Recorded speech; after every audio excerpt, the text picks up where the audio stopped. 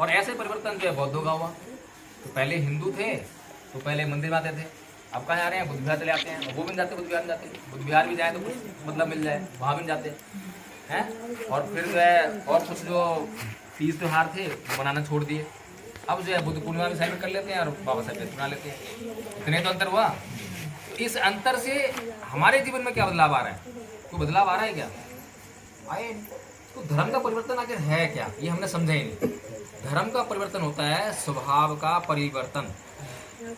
अगर हमारे स्वभाव में कोई परिवर्तन नहीं हो रहा है, हम जैसे हिंदू धर्म में गुस्सा करते थे और उतने ही गुस्सा हम बौद्ध बन के भी करते हैं, तो काय के बौद्ध और काय का परिवर्तन? कोई परिवर्तन हुआ क्या? इसलिए जो है मैंने बहुत सोचा, बहुत विचार किया और ये देखा मैंने कि बौद्ध धर्म की जो है असली शिक्षा, असली ज्ञान, उससे जो है भारत भूमि जो है वंचित हो गई है।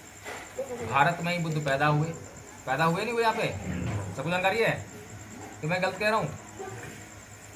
बुद्ध जो है भारत में पैदा हुए या नेपाल में पैदा हुए? कौन कह रहा है? और कौन कह रहा है? बुद्ध जो है भारत में ही पैदा हुए भाई। नेपाल में सिद्धार्थ पैदा हुए थे। बोधि कहाँ पे आई? 6 साल जो तपस्या करी थी वो तो बोध गया में करी थी, वहीं मिली ना बुद्धि, तो वहीं मिली थी हैं। तो बुद्ध भारत में पैदा हुए और भारत में ही मरे और भारत में उन्होंने ज्ञान प्रचार प्रसार किया उसका। तो इतना बड़ा महानतम व्यक्ति हमारे बीच में आया और चला गया, ज्ञान भी दे गया, सब कुछ दे गया, लेकिन हम जो है वही रह गए जैसे कि हम तालाब में डुबकी लगाएं और सूखे बाहर आ जाएं। और कौन सी उपमा है? क्या दिया तले अंधेरा। पूरी दुनिया जो है आज तरक्की कर रही है बुद्ध के ज्ञान से। 51-52 देश में बौद्ध हैं, है कि नहीं है? जापान बुद्धिस्ट कंट्री है, चाइना बुद्धिस्ट कंट्री है, श्रीलंका बुद्धिस्ट कंट्री है, बर्मा बुद्धिस्ट कंट्री है, कितने ही, वियतनाम और ताइवान, तो क्या नाम और देश हैं, जो है सारे देश जो हैं बुद्धिस्ट देश हैं। और पूरी दुनिया में एक ही उपाधि है जो किसी इंसान को मिली है। कौन सी है? The light of Asia. Light of Asia की उपाधि जो है सिर्फ बुद्ध को मिली है। इस दुनिया में दूसरी कोई उपाधि नहीं है ऐसी। लाइट ऑफ अफ्रीका नहीं है, लाइट ऑफ यूरोप नहीं है, कोई ऐसी सुनिए कोई किसी उपाधि जो है, लेकिन लाइट ऑफ एशिया आपने सुनी होगी। इतनी महानतम शख्सियत। बाबा साहेब कोई मामूली आदमी नहीं थे। बाबा साहेब खुद दुनिया में नंबर 1 थे और उन्होंने फिर ढूंढा, किसी ढूंढा? नंबर 1 को ढूंढा। सम्राट अशोक नंबर 1 थे कि नहीं? सम्राट जो है ये सिकंदर था। हमें तो सिकंदरी पढ़ाया जाता है क्योंकि जो पढ़ाएगा वो पढ़ेंगे ना हम जो है। सरकार ने पढ़ाया क्या? सिकंदर जो है, क्या कहते हैं उसको? सिकंदर महान। सिकंदर महान। लेकिन कभी ये नहीं बताया क्या सम्राट अशोक महान। सिकंदर ने छोटी सी भूमि जीती और उसको बोल दिया सिकंदर महान। और सम्राट अशोक ने तलवार त्यागने के बाद अपने साम्राज्य का विस्तार किया। अब महान कौन सा? तलवार के दम पे जितने जीता वो महान, या तलवार गिरा के जितने जीता वो महान? तलवार गिरा के जो जीता है, तलवार गिरा के जीता। भाई ये बताओ कैसे जीतेगा कोई तलवार गिरा के? प्रश्न बनेगा ना। हिंदू लोग तुरंत एक प्रश्न दागेंगे, ऐसा कैसे हो जाएगा? कैसे जीत लेंगे तलवार गिरा के जो है? तो बताओ कोई कैसे जीता? भगवान बुद्ध ने एक बात हमें दी, मैत्री है जी, अपने विचार बदल के। हाँ, विचार बदल के। कौन से विचार? मैत्री। अब मान लो देखो 2 घर है, एक घर ये है और एक घर ये है, दोनों एक, अभी जो है सीमा है बीच में। अब दोनों एक नहीं है। कब तक एक नहीं है? जब तक ये सीमा है। अब इस घर में कोई दुख तकलीफ हुई, मान लो क्या इस घर में जो है खाने के लिए सामान नहीं है, लोग भूखे हैं। इस घर में जो सामान है खाने का, तो जैसे ही मालूम पड़ा कि उसमें सामान नहीं है, ये सामान लेकर वहां पहुंच गए, चलो भी खाना खाओ। जब इस घर में तकलीफ आई तो वो उस तकलीफ दूर करने के लिए तुरंत आ गए, उस सामान है उसके पास। तो इनके पास जो साधन है, उनके पास जो साधन है, एक दूसरे प्रयोग में ला रहे हैं। जब एक दूसरे प्रयोग में ला रहे हैं तो सीमा का मतलब क्या रह गया? कुछ रह गया क्या? जब मर्जी आओ जी, जब मर्जी जाओ, घर भी खुले हैं, दरवाजे भी खुले हैं, ऐसे सीमाएं बदली थी। जब सम्राट अशोक थे, दूसरे राजाओं के लिए हमेशा दया के भाव से, मैत्री भाव से, करुणा के भाव तैयार थे। लो जी साटा, हमारे पास ये है, तुम्हारे पास ये, तुम ले आओ, तुम ये ले जाओ, जब मर्जी आओ, जब मर्जी जाओ, हो गई सीमा समाप्त। अब बताओ कितना आसान तरीका है। और पूरी दुनिया में शांति फैल रही थी या अशांति फैल रही थी? युद्ध हो रहे थे, कोई युद्ध खत्म हो रहे थे। यही एक ऐसा रास्ता है जिससे समाज सुखी हो सकता है। लेकिन कुछ करप्ट माइंड के लोग, दूषित मानसिकता के लोग जो उसके बाद आए और जो क्रांति बुद्ध ने की थी, उस क्रांति को जो सम्राट अशोक ने आगे बढ़ाया था, उसके ऊपर प्रति क्रांति कर डाली, काउंटर रिवॉल्यूशन कर दिया, उसको दबाने का काम कर। और उसके बाद जो है बौद्ध धर्म जो है धीरे धीरे धीरे धीरे यहाँ से ऐसा लगा जैसे था ही नहीं यहाँ पे जो है। और बाबा साहेब ने बड़ा अध्ययन करा, बड़ी जांच करी, बड़ी खोजबीन करी और फिर ये निष्कर्ष पहुंचे कि भाई इस भारत का असली धर्म तो बौद्ध धर्म है। और कितना बड़ा धर्म है बौद्ध धर्म यहाँ भारत का, जहाँ से तुम खुदाई करोगे वहीं से बुद्ध की मूर्ति निकलते हैं। आज तक किसी ने खुदाई में कोई दूसरी मूर्ति निकलते हुए देखी है क्या? आप जो है आर्कोलॉजिकल सर्वे ऑफ इंडिया है, उसकी जो किताबें हैं उसको पढ़ो, साइट पे जाके देखो क्या उसने जहाँ जहाँ खुदाई करी है उसमें अगर कुछ निकला है तो उसमें क्या निकला है। कभी मथुरा के म्यूजियम चले आना, मथुरा में म्यूजियम है, सरकारी म्यूजियम, वहां चले आना, वहां पूरे म्यूजियम में जो है बुद्ध की मूर्ति के अलावा दूसरी मूर्ति कोई नहीं है। अब बताओ मथुरा क्या के लिए प्रसिद्ध है? मथुरा, वृंदावन, गोवर्धन है, मूर्ति की निकलनी चाहिए वहाँ पे है। और वो म्यूजियम में मूर्ति किसी निकल रही है? बुद्ध की। तुम कहीं भी चले जाओ, सारनाथ चले जाओ, गया चले जाओ और नालंदा चले जाओ, जमीन खुदाई नहीं हो रही है, खुदाई बंद करी सरकार ने, डर के मारे जाए। सरकार डर गई इस बात से कि अगर ये दुनिया को मालूम पड़ गया तो दुनिया को मालूम पड़ रहा है। और सारी खुदाई जितनी करी है ना, वो सारी खुदाई अंग्रेजों ने करी है। लॉर्ड कनिंघम जो बोध गया मंदिर था, इतना विशाल का मंदिर, पत्थर का बना हुआ है और पूरा जो है जमीन से उसे मिट्टी से ढक दिया था ब्राह्मणों ने।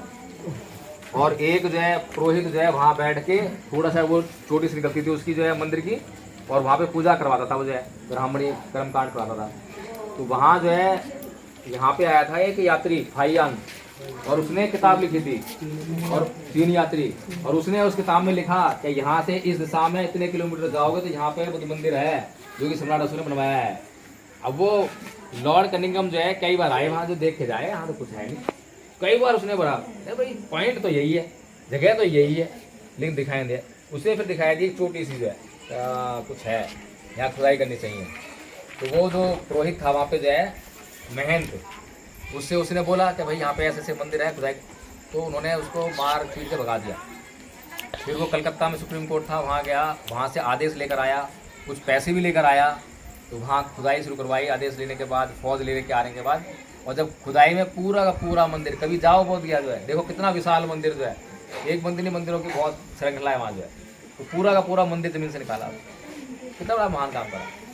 लेकिन अंग्रेजों को आपके लिए जो बताया जाता है कि वो आपके दुश्मन थे, असली दुश्मन को तो हम भूल गए, और जो नकली दुश्मन है, जो हमारा दोस्त बन के आया था इस देश में जो है, हमने उसको दुश्मन मान लिया, क्योंकि किताब पर आया ही गया।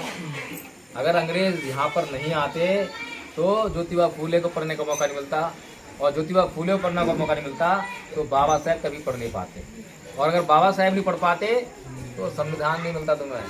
और आज ऐसे नहीं घूम रहे होते, इतने आराम से हम बातचीत नहीं कर रहे होते। फिर हमने आज की डेट में जो हमें संविधान में अधिकार मिले थे, अपने ही हाथों से वो गवा दिए, किसी न किसी लालच में आके, किसी न किसी लालच में आके गवा दिए। और आज जो है ऐसी हालत बन गई है कि आप वोट दे रहे हो, क्या नाम है, अपने आदमी को, और वोट जा रहा है दूसरे आदमी को। और सुनने में तो यहाँ तक आया है कि छतारी का हमारा जो अभी चुनाव हुए, यहाँ पे वो प्रत्याशी जीत गया था, लेकिन उसके बेटे को मतलब लेकर जो धमकी दी उसको, क्या तेरा बेटा चाहिए या चुनाव जीत चाहिए, तो उसने सरेंडर कर दिया, गुंडागर्दी भी आ गई है।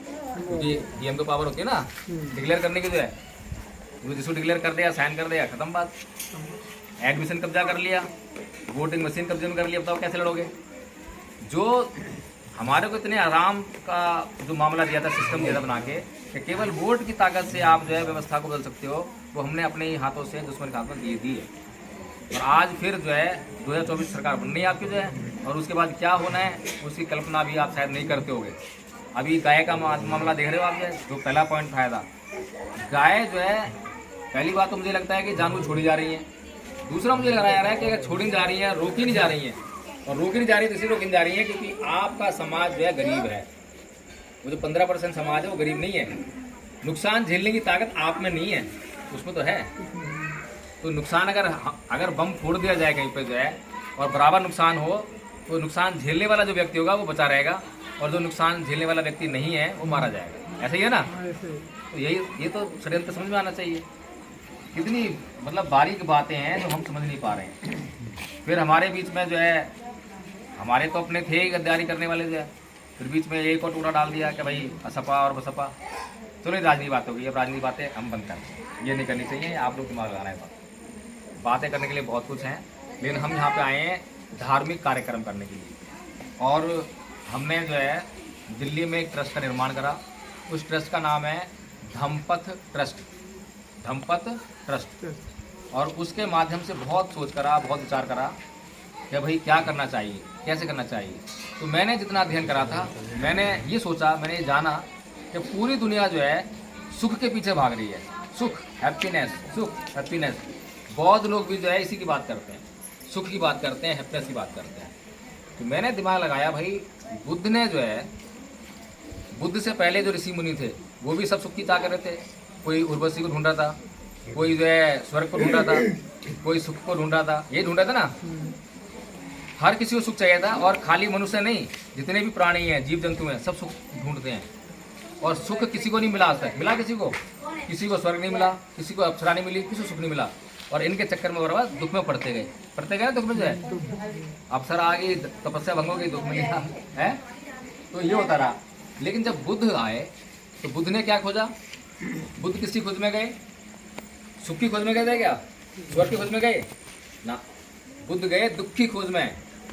और उन्होंने दुख को परिभाषित किया कि जाति भी दुखा, जरा भी दुखा, व्याधि भी दुखा, मणाप भी दुखा, शोक परिदेव दो मनुष्य उपाया सापी दुखा, पिये ही विपयोगो दुखो, अपिये ही संपयोगो दुखा, यम्पि छंगने लपति तम्पि दुखम, संख्यतेन पच्चुपादान खंदापि दुखा।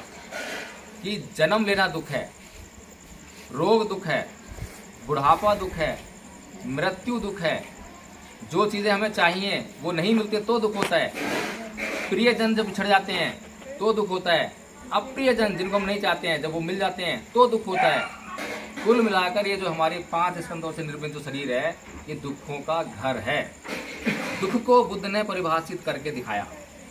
इससे पहले जो सुख की खोज में लोग ढूंढ रहे थे, खोज रहे थे सुख को, जो है वो सुख को कभी परिभाषित नहीं कर पाए। किसने करा परिभाषित? बताया कि सुख क्या है? नहीं किया। अब आपके घर में अगर कोई सामान रखा है, मान लो मोबाइल रखा है घर में, और बहुत सारा सामान रखा है, और मैं आपको जो है मोबाइल लाने के लिए बोल दूं कि भाई जाके मोबाइल ले आओ, ले आओगे मोबाइल? कभी आपने मोबाइल देखा नहीं है, ना उसके बारे में सुना है, ना मैंने बताया आपको, ले आओगे मोबाइल निकाल के? कभी नहीं ला पाओगे। लेकिन मैं आपको बता दूं कि मोबाइल ऐसा होता है, ये होगा वो होगा, तो फिर आप मोबाइल जाके निकाल लाओगे, सही है ना? तो जिस चीज़ को हमने परिभाषित ही नहीं करा वो कैसे निकलेगी संसार से? सुख के पीछे लोग भाग रहे हैं, लेकिन सुख को परिभाषित नहीं करा किसी ने, क्योंकि सुख को परिभाषित करा जा सकता, सुख को परिभाषित नहीं करा। इसीलिए बुद्ध ने ये जान लिया कि सुख को परिभाषित नहीं कर सकते, इसलिए दुख को परिभाषित किया। और दुख को परिभाषित किया तो दुख को ढूंढ लिया, दुख को ढूंढ लिया तो उसका कारण जान लिया, और कारण जान लिया तो उसका निवारण जान लिया, और निवारण जान लिया तो उसका एक मार्ग भी जान लिया, जिससे कि उस दुख को दूर किया जा सके। तो बुद्ध ने जो है हमारे सामने इतना बड़ा मार्ग प्रशस्त कर दिया कि हम अपने जीवन में आने वाले हर कष्ट को उस मार्ग पर चल के नष्ट कर सकते हैं। लेकिन जरूरत इस बात की है कि हम पहले बुद्ध की शरण में जाएं। अब बुद्ध की शरण में हम जाते हैं, बुद्धं शरणं गच्छामि, बोलो चले गए हैं? कैसे जाएंगे? फिर बोलते हैं धम्मं शरणं गच्छामि, चले गए शरण में। अब मैंने 2 दिन से रोज बुलवा रहा हूँ, पर मेरे ख्याल से एक भी नहीं गया है। क्या बात बुलवाई मैंने? अगर ऐसे खाली बोल लेने से और शरण गमन हो जाता तो सब चले आते, सब सुखी आते। दूसरे लोग ये बोलते हैं ना, कृष्ण जी की नाम बोलते हैं कि मेरी शरण में आने मात्र से आपको मोक्ष प्राप्त हो जाएगा। वहाँ सिस्टम है, होता होगा वहाँ, हमने तो देखा नहीं, हमें तो मिला नहीं कभी। गीता को उपदेश है, सही है, हमें तो कभी मोक्ष प्राप्त हुआ नहीं, कोई सुख प्राप्त नहीं हुआ। बहुत पूजा करी, बहुत धूम धमा ली, बहुत मतलब समाधियाँ लगा ली, बहुत कुछ कर लिया, लेकिन हमें कभी भी जो है सुख प्राप्त नहीं हुआ, हमारे दुख नहीं कटे। दुख कटेंगे दुख को काटने से। तो बुद्ध ने जो हमें मार्ग दिया, और बुद्धं शरणं गच्छामि जब बोलते हैं तो उसका मतलब ये है कि हम बोधि की शरण में जाएं। बोधि मतलब जिसको बुद्ध ने प्राप्त किया, जिसको प्राप्त करने के बाद सिद्धार्थ जो है बुद्ध बन गए। बुद्ध जब बन गए तो बुद्ध कौन होता है? जिसके पास प्रज्ञा का उदय हो गया हो। प्रज्ञा क्या है? मौलिक ज्ञान, मौलिक ज्ञान क्या होता है? जिसमें कोई आलेप ना हो, कोई आवरण ना हो, बिल्कुल मौलिक शुद्ध ज्ञान। और जिसके पास ये बुद्धि आ जाती है वो संसार की समस्याओं का समाधान देने में सक्षम हो जाता है, उसे कहते हैं बुद्धि प्राप्त। तो हम उस महामानव की शरण में जाना चाहते हैं, और शरण में जाएंगे तभी हमें जो वो ज्ञान प्राप्त होगा। बिना शरण में जाने से जाए बगैर कैसे ज्ञान प्राप्त हो जाएगा? कभी स्कूल में जाए बगैर किसी को शिक्षा मिली है क्या? स्कूल में भीतर जाना पड़ता है, रेसे कराना पड़ता है, जब तक चलती है। तो ऐसे ही पहले बुद्ध को हम जानें, जांच करें क्या बुद्ध के पास वो ज्ञान है कि नहीं है, हमारे दुखों का कुछ उपाय है कि नहीं है। जब हम ये जान जाएं तो फिर पूरी तरह से समर्पित हो जाएं, श्रद्धा लेकर आएँ। श्रद्धा लेकर जब हम जो है उस ज्ञान को हासिल करने का प्रयास करेंगे तो वो ज्ञान हमारे पास अच्छी तरह से आ पाएगा। और श्रद्धा आएगी तभी हम उसका अनुसरण कर पाएंगे। श्रद्धा नहीं आई तो हम उसका अनुसरण भी कभी नहीं कर पाएंगे। कर पाएंगे क्या? तो इसीलिए जो है मैंने ये विचार बनाया कि बुद्ध ने हमें जो मार्ग दिया था वो दुख मुक्ति का एक आंदोलन था, दुख मुक्ति करने का जो है वो मार्ग था। लेकिन हम जो है गलती से भटक गए, पूरा बौद्ध समाज भटक गया, और वो सुख सुख श्रेष्ठ मार्ग, सुख श्रेष्ठ मार्ग, सुख इसमें अटक गया। अब इसमें अटक गया तो फिर लक्ष्य तो मिलने वाला है नहीं, क्योंकि हम जो है जैसे हम श्रेष्ठ बोलते हैं, अच्छी चीज़ें बोलते हैं, तो वो क्या है? तृष्णा है। सुख क्या है? तृष्णा है। और तृष्णा जो है बार बार जो है दुखों में ही आपको डालने का काम करती है।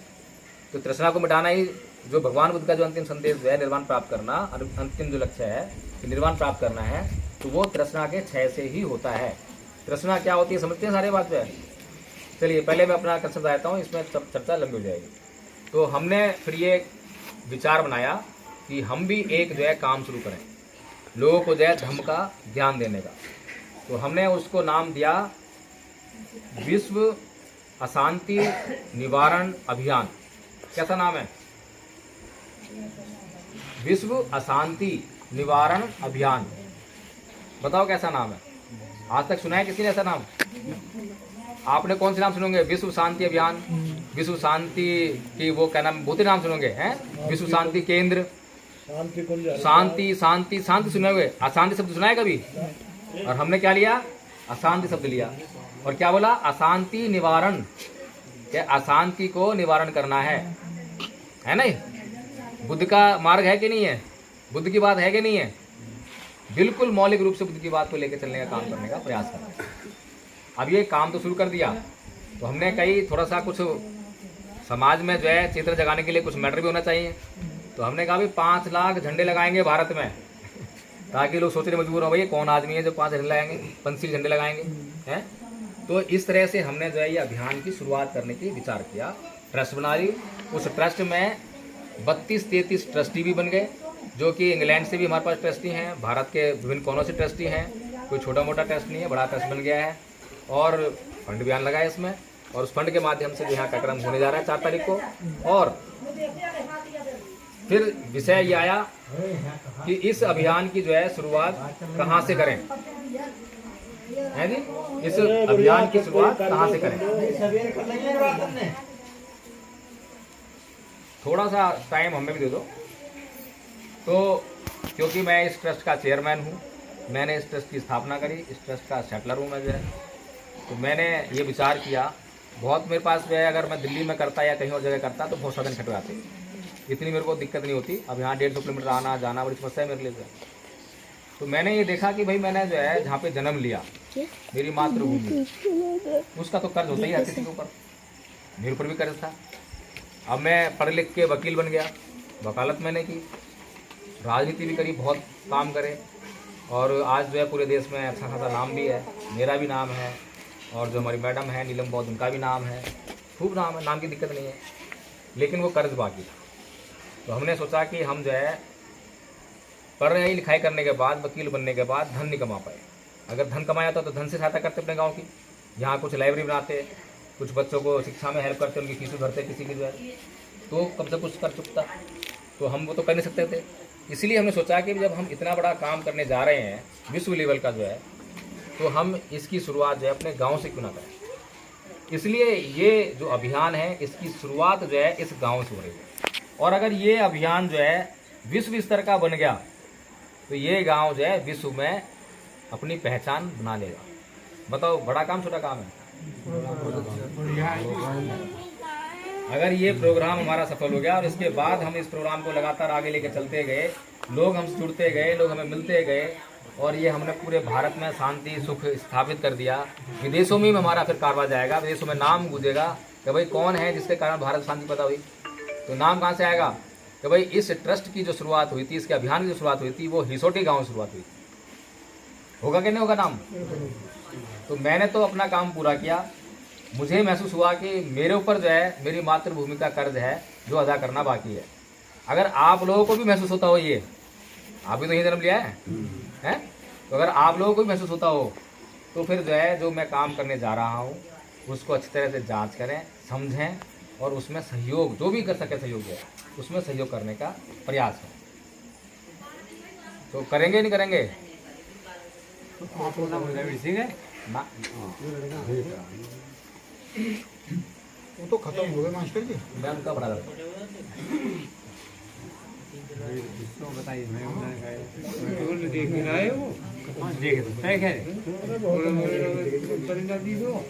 हाँ जी बताओ, अब क्या कुछ मैंने पूछा है?